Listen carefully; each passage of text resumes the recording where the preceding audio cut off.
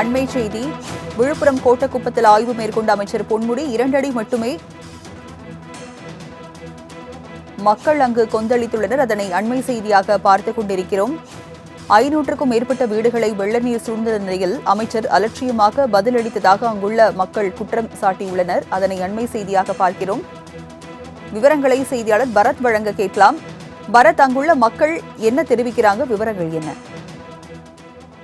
வணக்கம் ராஜலட்சுமி.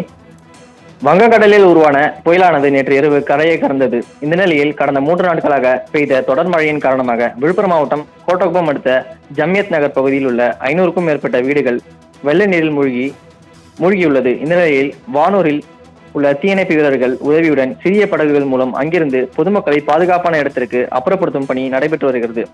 மேலும் வனத்துறை அமைச்சர் பொன்முடி, மாவட்ட ஆட்சியர் பழனி ஆகியோர் சம்பவ இடத்திற்கு சென்று பார்வையிட்டனர். அப்பொழுது பொதுமக்கள் வெள்ள நீரை உடனடியாக அப்புறப்படுத்தும்படி கோரிக்கை வைத்தனர். அப்போது அமைச்சர் இங்கு வெள்ள நீர் அதிக அளவில் இல்லை எனவும் 2 அடி மட்டுமே இருப்பதாகவும் கூறியுள்ளார். இதனால் கோபமடைந்த ஜம்யத் நகர் மக்கள் கோட்டக்குப்பம் கிழக்கு கடற்கரை சாலையில் திடீரென சாலை மறியலில் ஈடுபட்டதால் பரபரப்பு ஏற்பட்டது.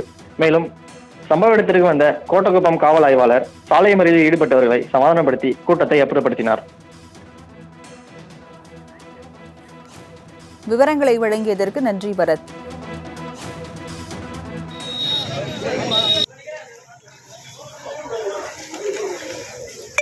வாய் வெளியே வருது.